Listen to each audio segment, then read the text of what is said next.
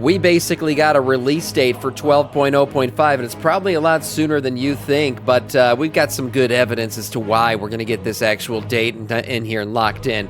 Also, a few other things to get into, some really cool stuff coming in 12.5 in terms of loot, and a few things right now that you should be doing in the game. But first of all, let's get some live updates in. Here we go. Darkmoon Faire rep is now back. The Darkmoon Faire is back, but I should say the rep is not necessarily back for this current expansion. That's right, Midnight Darkmoon Faire rep bonuses are still not a thing. So you'll get bonuses for everything else out there, but it will not count towards your current Midnight reputation. So there's no real excitement with this thing other than maybe Professions. Professions is still a thing, so you can level up Professions very quickly here. Don't forget, you get a +2 to your Midnight skill Professions and a +3 to your Midnight Profession knowledge. So this is still a really good event for Professions. You got to go ride the roller coaster or get the top hat, keep that buff on, and do some of your Profession stuff to level that up right now. We all know Professions early on, a big deal. Also, just want a real quick shout out. Go Blue, my boys won the Natty. Okay, yeah, that's just what we do here around here. University of Michigan National Champions. Okay, moving on. Team Liquid. March on Quell Danas, boys. The race to World First is over. That's right, the race to World First has come to an end. And surprise, surprise, Team Liquid are champions once again. No real surprise here. I think it's been 4 years straight now. But here's a little replay of how it all went down. I'll move my little... Yeah, you're about to see some nerdgasms. Oh, yeah. Yeah, they did it again. They were the first team to witness the secret phase for the final boss, Lura, and they finally powered through it about a day later. About 24 hours later, they actually downed this bitch. So 473 pulls. 473 pulls. Got it down on the 474th. That's commitment, man.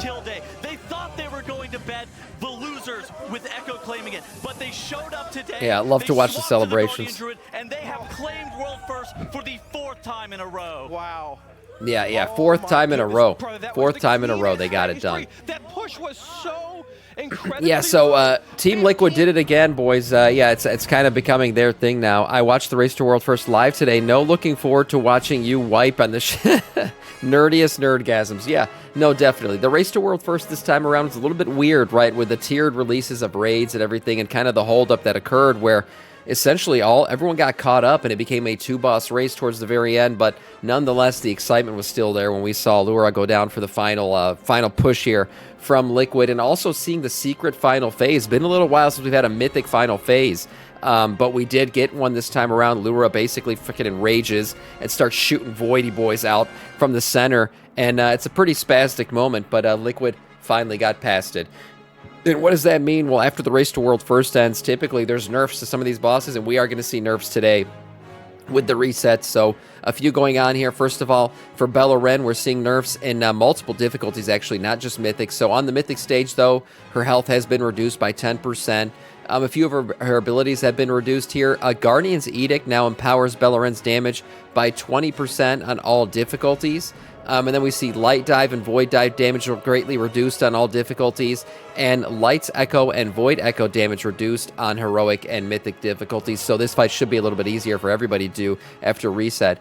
For the Dream Rift, Chimeras and the Underrot got Swarm Shade health reduced by 35% in the Stage 1 in non-Mythic difficulties for smaller raid sizes, so that'll be nice, getting those boys down a little bit quicker. Haunting Essence health reduced by 29% in all stages on non-Mythic difficulties for smaller raid sizes. It looks like they're adjusting better for raid size here. And then Colossal Horror health reduced by 10% in Stage 1 and non-Mythic difficulties for smaller raid sizes. We also see some Void Spire changes here, a few other nerfs. For the Crown of the Cosmos, what do we got here? A reduction of 12% in non-mythic difficulties for Illyria's Rift and Simulacrum health. Null Corona Healing. Absorb reduced by 24%. Void Expulsion damage reduced by 10%. Cosmic Barrier damage reduced by 10% for the Absorb there. This is all for non-mythic difficulties as well. And then Gravity Collapse damage reduced by up to 12% for non-mythic difficulties and for smaller raid sizes. So it looks like all of this should be a little bit easier for smaller raid sizes. We got the Light Blinded Vanguard, their trample damage reduced by 50%. And then Veilgore and Ezerac, reducing the number of players needed to fully reduce Gloom's power by 1 on heroic and normal difficulties, reducing Void Orb health by up to 10% as group size decreases from 30 players to 10 players. So there you go. A bunch of group size adjustments. I guess the group sizing wasn't necessarily adjusting the way they had planned, but there you go. A bunch of changes going live with today's reset. Also, when you're in the raid, hey, don't skip this doggy.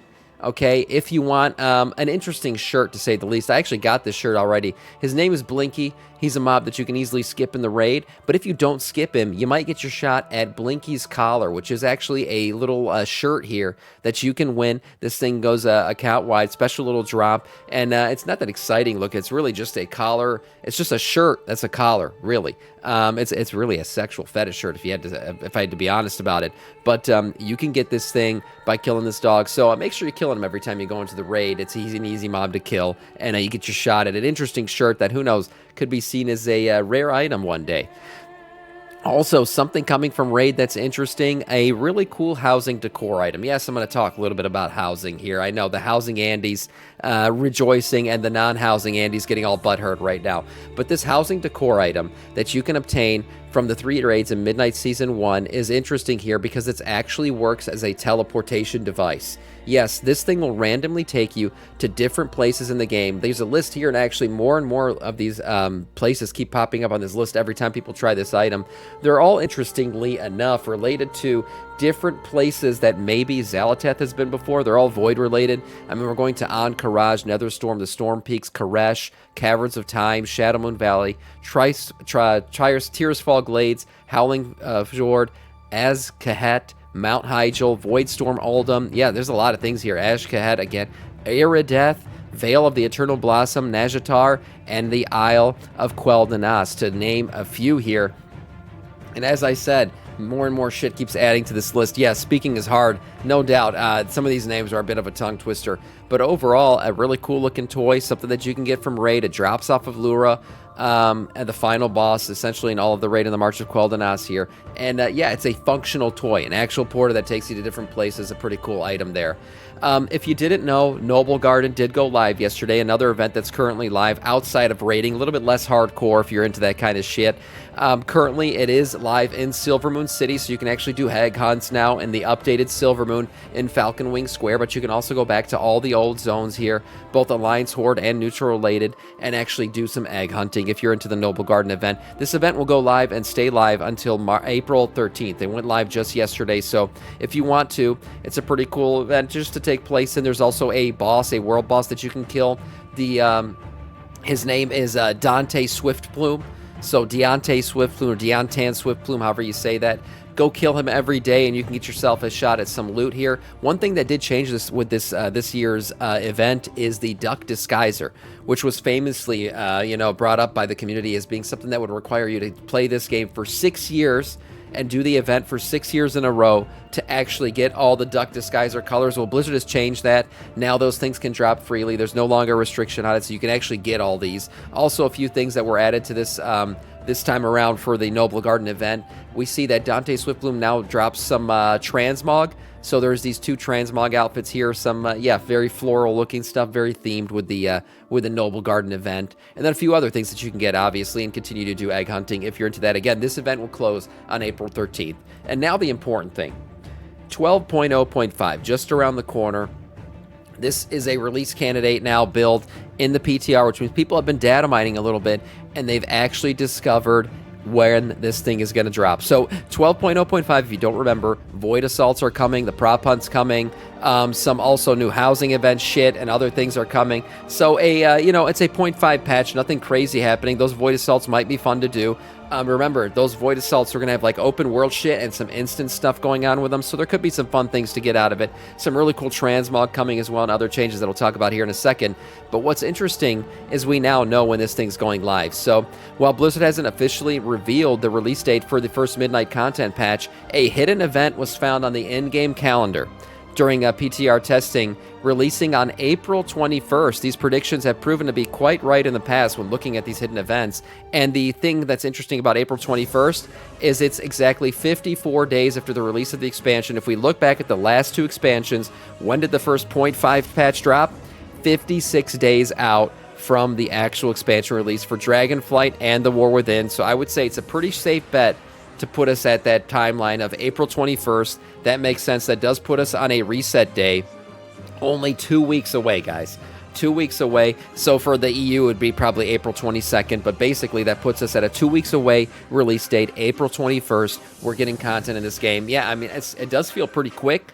Feel like the Race to World First just ended, and 2 weeks later we're getting our first piece of content here. But yeah, this should be a good one. You know, a little bit of content going on, a 0.5 patch, nothing too crazy happening. But as I said before, the open world events actually seem pretty interesting. And hey, the prop hunt might actually be fun. So there you go, boys. Mark it on your calendars. April 21st, 12.0.5.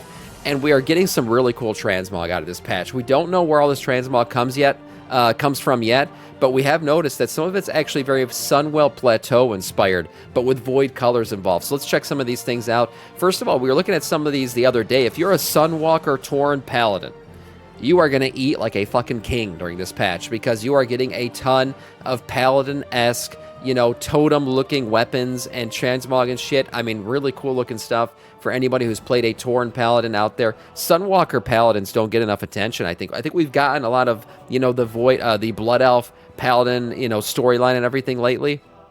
But the Tauren one needs some love, and it looks like they might actually get it in this patch. So some really cool-looking weapons, as I said before. The Valhajar's Champion's Greatsword is returning in some way. It looks like this sword is known for being just a fucking massively big dick sword in the game, clipping through everything. And then we got some Fister weapons. That's right, some Gilnean fist weapons coming and showing up as well. So monks will be able to fist even harder than they already do. We got a couple bows here, transmogged as well, very Gilnean inspired. So if you notice, there's a theme here. A lot of Gilnean stuff and a lot of Tauren stuff coming. We got some maces as well, one-hander maces. This bow right here, this bow, if you don't remember, this was a Sunwell Plateau bow.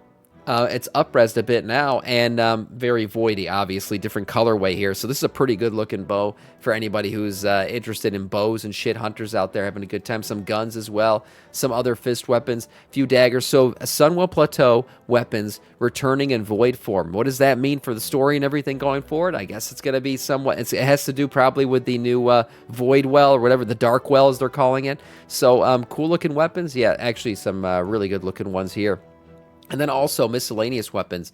We have the guard, you know, the Guards of Silvermoon weapon.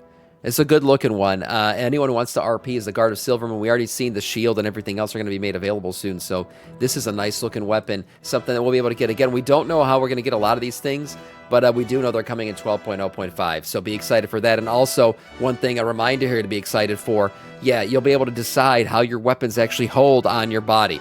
That's right, we are getting sheathing options for Transmog. I already mentioned this before, but I thought I'd reiterate it because this is probably a big one for a lot of people, deciding whether it's going to sheath on your hip or your back or be completely hidden, because we all know real rogues don't put their weapons on their hips. They put them inside. That's right. They hide all their weapons inside of themselves to be extra roguey and stealthy. Pretty cool stuff coming in the patch. As I said before, the events and everything else going on. But April 21st, boys, exciting time to be a WoW player for sure. And for now, that is all in terms of news.